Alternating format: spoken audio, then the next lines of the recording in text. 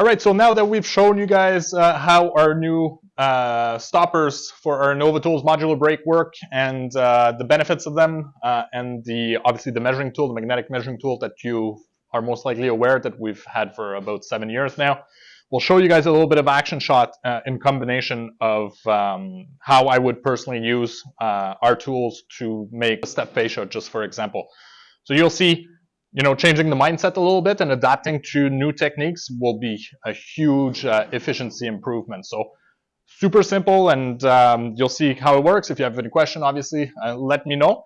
But it should be pretty straightforward. So basically here, what we'll do is we'll start by repping our 24-inch coil down to size. As you can see here, we're on our 24-inch brake model. So because the flags are on the horizontal plane right now, we have full depth that we need. Our first measurement is going to be at 16. So we lined ourselves up at 16 on the offset of the cutter. So we need 3 pieces at 8 inches. So we'll do the first cut at 16, which is going to leave us a 8-inch piece outside. And then we'll do the second cut at the 8-inch mark, which will leave us 2 more, 16 divided by 2, so 8 inches. So basically, you'll see, very simple. So we'll start with banging our coil at the 16-inch distance. We'll do 1 cut going one way, so that's going to leave us our 8-inch mark.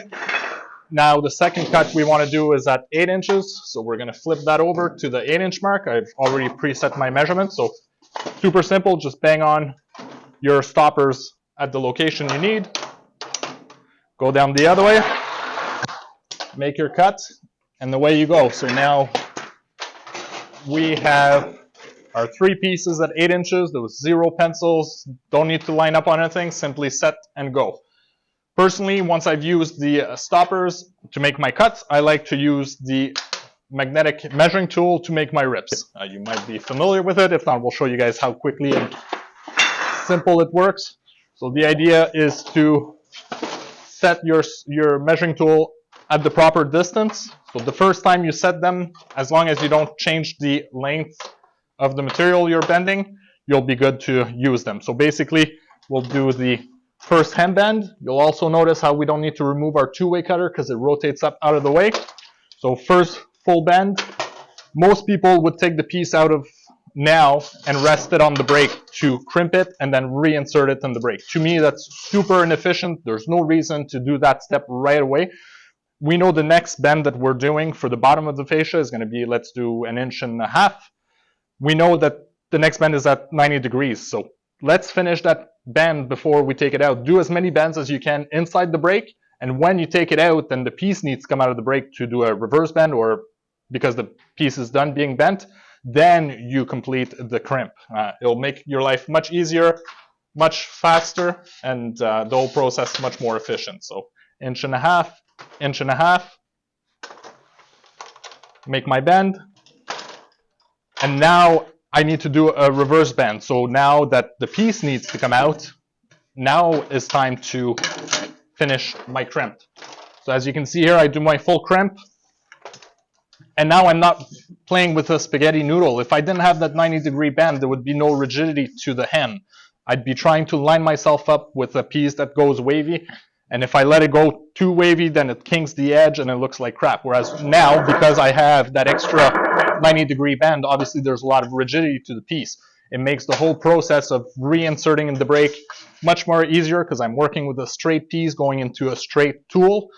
So that's another advantage of doing it in that order. So obviously it takes a little bit of mindset. I've been taught the same way as all you guys previously to, make your 150-degree bend, rest it on the brake, and then you finish your hem and then you reinsert it. It's just too much handling and it doesn't give a better result. So whatever we can do to save steps is what it's all about.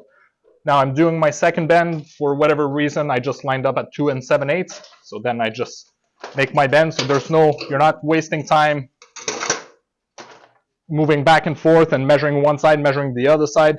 Now my next bend is 5/8 for the piece of strapping.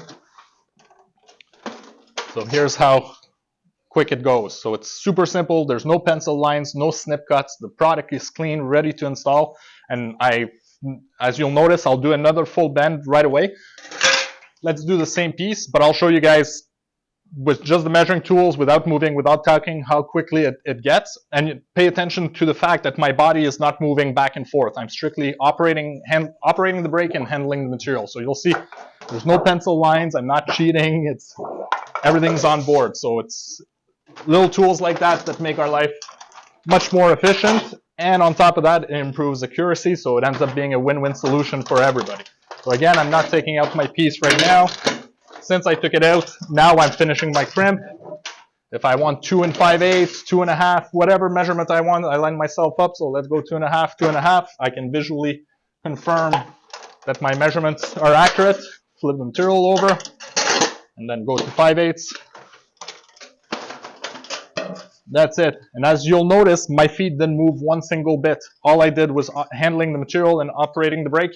So it's having simple tools like these will make your life so much easier, but you got to have the mindset to use them to their full potential. And obviously it takes a little bit of time to use.